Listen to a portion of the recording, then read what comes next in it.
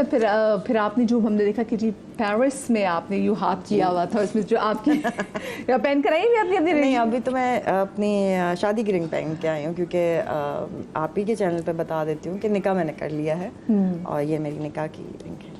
ओ माशाल्लाह, देख रही है तो माशाल्लाह माशाल्लाह। और कितना वक्त हो गया निकाह को? अब आपने बताया तो ये बता दीजिए। निकाह को 3 मंथ्स हो गए और अंजला की शादी में भी यही गवाह थे, मेरी शादी में भी यही गवाह थे। क्या बात है जी, कि बेटी की शादी में भी। अच्छा मुझे बताएं, बेटी की शादी में स्पेसिफिकली आपने देखा भी, मशहूद भाई की हमने एक पोस्ट देखी जिस तरीके से आपने बड़े ज़बरदस्त तरीके से आपने अपनी बेटी की इतनी धूमधाम से कमाल हर इवेंट अकेले से आपने किया, जिससे हमने देखा आपको आपके दोस्तों की तरफ से शाबाशी मिली कि हाउ सिंगल हैंडेडली आपने तमाम चीज़ों को हैंडल किया। वो वैसे मुश्किल आपको टाइम लगा था? ये आपको लग रहा है कि मैंने अकेले किया, आप यकीन करें मैंने अकेले नहीं किया। ये इन सब की मोहब्बत है। ये सब थे, शहूद था, ज़ीशान हमारा एक बड़ा अच्छा दोस्त है, वो था। ये सब दोस्त मेरे ऐसे चट्टान की तरह मेरे आगे खड़े रहे कि किसी भी वक्त मुझे ऐसा फील नहीं हुआ कि मैं अकेली हूँ किसी भी इवेंट पे। और ना सिर्फ दोस्त बल्कि दोस्त की फैमिली सारी, इसकी सारी बेटियाँ, इसकी बेगम, सब घर पे होते थे सारा वक्त। कोई काम होता था तो साइमा मौजूद होती थी।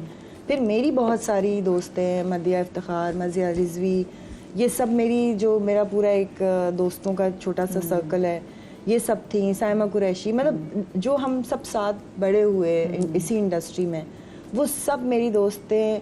अंजला की सारी खालाएं सब खड़ी थी। और फिर मेरे बहन भाई, उन सब ने बहुत सपोर्ट किया। मेरी बहन ने मुझे सरप्राइज़ दिया, लंदन से आ गई एकदम से। तो फैमिली मेरी सारी खालाएं, मेरे मामू, उनके बच्चे, सबके, मेरी मुमानियाँ स्पेशली, और मेरे खालू, सब, मतलब everybody was there to support me. So I was not alone. ये मैं अकेले कर ही नहीं सकती थी इन लोगों के बगैर। अच्छा, और फिर आपकी जो निकाह में तैयारी, वो आपकी फिर बेटी ने कैसे की? ना कुछ वो मेरी बेटी ने और अनूशा ने बहुत मेरा साथ दिया, जिब्रान ने, मेरे भाई ने। ये बस तीनों बच्चे भाग दौड़ करते रहे और हमने छोटा सा एक घर में इवेंट किया।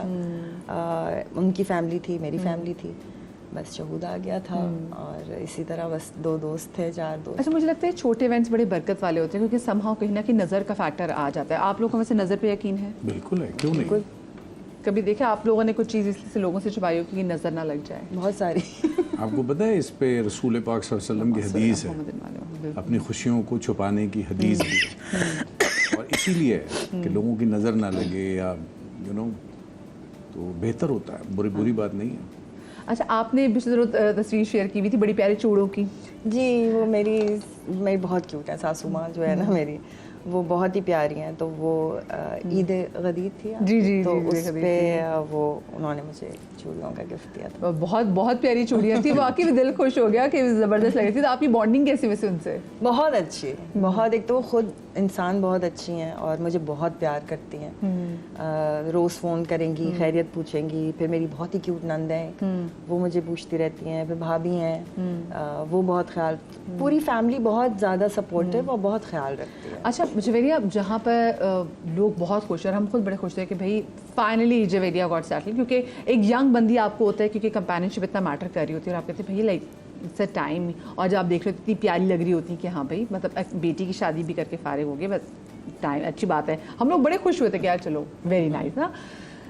लोगों का भी इतने ही मोहब्बत प्यार आया, क्योंकि आप जैसे कहते हैं लोग बाज नहीं आते ट्रोलिंग करने से भी। तो आपको ट्रोलिंग का कितना के सामना हुआ? ट्रोलिंग बहुत ज़्यादा हुई, लेकिन उससे ज़्यादा सपोर्ट मिली मुझे, क्योंकि सबको पता था कि मैं सिंगल मदर हूँ, किस तरह मैंने अपनी ज़िंदगी गुजारी है। और मैंने हमेशा हर चीज़ बहुत ओपन एंड आउट रखी है। मेरी लाइफ को इतनी छुपी हुई नहीं है। जैसी हूँ वैसी हूँ सबके सामने।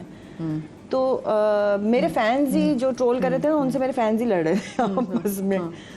तो मुझे कुछ ज़्यादा एफर्ट करनी नहीं पड़ी, ना मैंने इतने इंटरव्यूज़ दिए, ना मैं बाहर गई, ना मैंने, क्योंकि मुझे मेरे लोग कहते हैं ना कि शादी की उम्र होती है। लास्ट टाइम आप बस बुशापा भी आई हुई थी, तो हमने भी उनसे सवाल किया कि आपको भी लगता है, क्योंकि देखिए ये कुछ हमारे पास ऐसी पर्सनालिटीज़ है जो उन्होंने इस नोशन को ही नरीफाई कर दिया ना।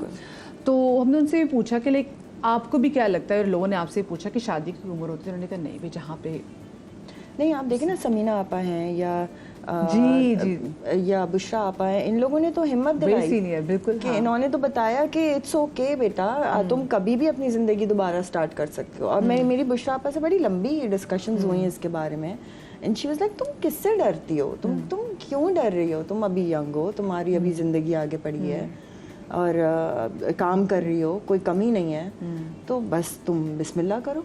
तो ये ख़वातीन जो है ना, ये तो मैं कहती हूँ बहुत बड़ी हमारी इंडस्ट्री में सपोर्ट है ये बहुत, और इन लोगों के डिसीजंस ने हिला दिया, सबको हिला दिया कि इतना नाम बनाने के बाद कोई खौफ नहीं है, खौफ सिर्फ खुदा का है और किसी का नहीं है। हाँ, ये देखें ना, ये खौफ से खुदा के होना चाहिए, और उन्होंने जिस तरीके से बाकी सबके लिए ना वो रास्ते पेव किए हैं, हाँ, कि और अपने पे ज़्यादा प्रेशर लिए ताकि जो बाकी आने वाले लोग हैं उनके लिए डिसीजन लेना मतलब वो बार बार ना सोचें। अच्छा, आपको लगता है कि आपने डिसीजन लेने में थोड़ा सा टाइम लगा दिया कि कुछ चीज़ आप जल्दी कर लेती, आपने करनी लोगों के प्रेशर की वजह से आपने डिसीजन में? नहीं, इट्स नॉट अबाउट पीपल। मैं बिल्कुल लोगों से नहीं डरती हूँ, मैं अल्लाह से डरती हूँ, और मुझे अपने हालात देखकर अपनी ज़िंदगी को सेटल करना था, मुझे किसी और से फ़र्क नहीं पड़ रहा था। इट्स अबाउट मी, पढ़ना भी नहीं चाहिए, इट्स अबाउट मी। जब मुझे लगा कि हाँ this is the right time to take a decision and this is a right man to take a decision with, तो मैंने डिसीजन लिया। अच्छा, वैसे कितना मज़ा आएगा ना आपके निकाह में, आपकी बेटी भी और आपका दामाद भी था, और उसके अम्मी अब्बू भी थे, मतलब मेरी बेटी का ससुराल भी था मेरे निकाह में, माशाल्लाह, क्योंकि वो नई फैमिली है ना, नई फैमिली है, तो वो लोग सब थे और उन्होंने बड़ा अप्रिशिएट किया, उन्होंने बहुत साथ दिया मेरा, मुझे बड़े बहुत सुलझे अच्छा लोग हैं लगा, माशाल्लाह। बहुत अच्छे लोग। अच्छा, मुझे बताएं कि फिर आप वो एक लाइफ आप गुजार रही हो अपने तरीके से, तौर तरीके से गुजार रही हो, अब फिर कोर्स फिर निकाह के बाद चीज़ें थोड़ी सी डिफरेंट हो जाती हैं, आपको किसी की इजाज़त लेनी पड़ती है। मैं तो वैसे ओल्ड स्कूल हूँ, मैं तो कितनी इजाज़त लेनी चाहिए, तो आप लेती इजाज़त? बिल्कुल लेनी चाहिए, बिल्कुल लेती हूँ मैं इजाज़त हर चीज़ में, और मैं बहुत बहुत टिपिकल हाउसवाइफ हूँ, मुझे खुद खाना पकाना होता है मियाँ के लिए, मुझे घर साफ चाहिए होता है, and I take care of him as much as I can. पता नहीं वो बाद में देख के क्या बताएगा। तो मुझे ये बताएं, आपने सब पहली चीज़ क्या उनको बना के खिलाई थी? यार ये तो याद ही नहीं है, पता नहीं क्या क्या बनाती है? अच्छा, मुझे आप ये बताएं। आलू का भुर्ता?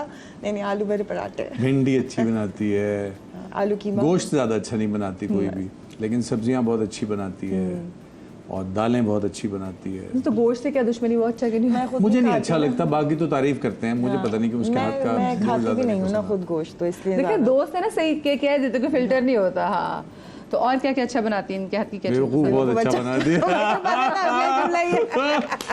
अभी ऐसी बातें ना करें, अभी देखिए आपके नैनी जो अभी शादी हुई है, तो वो कह दूंगी ये क्या बातें करी, नैनी बेवकूफ। एक्चुअली तो उसे भी बेवकूफ बनाया।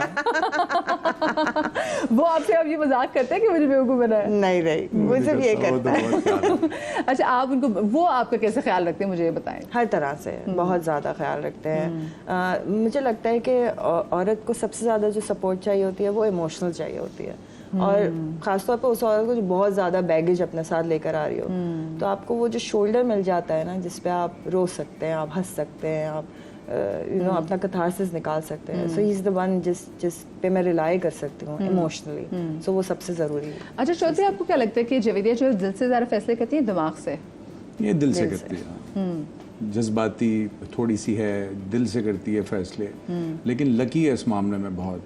दिमाग से फैसला ना भी करे तो अल्लाह पाक इसका फैसला ठीक ही कर देते हैं, इस मामले में शी इज़ द वन। और वो कहते हैं ना कि जो दिल से फैसले करते हैं वो ज़्यादातर दुखी रहते हैं कि कोई ना कोई इनसे जज्बात में भंड हो जाता है। ये सही बात है? बहुत हुए जज्बात में भंड बहुत हुए।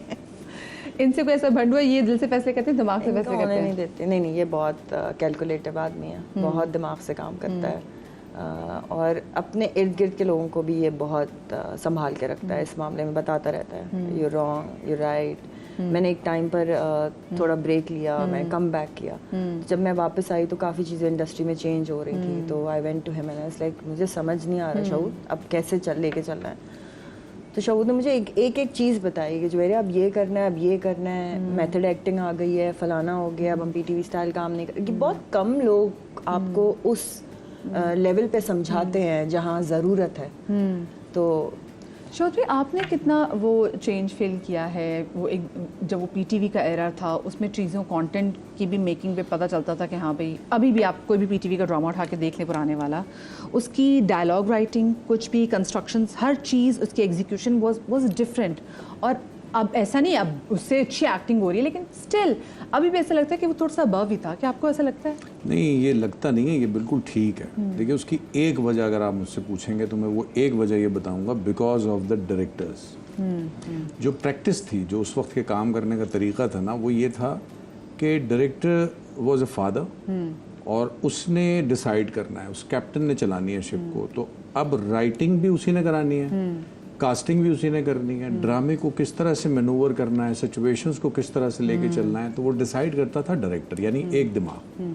फिर वो एक दिमाग कम नहीं था, वो एक दिमाग भी पीटीवी के टाइम में जो प्रोड्यूसर होता था, बड़ा दिमाग होता था। सारों की बात कर रहा हूँ।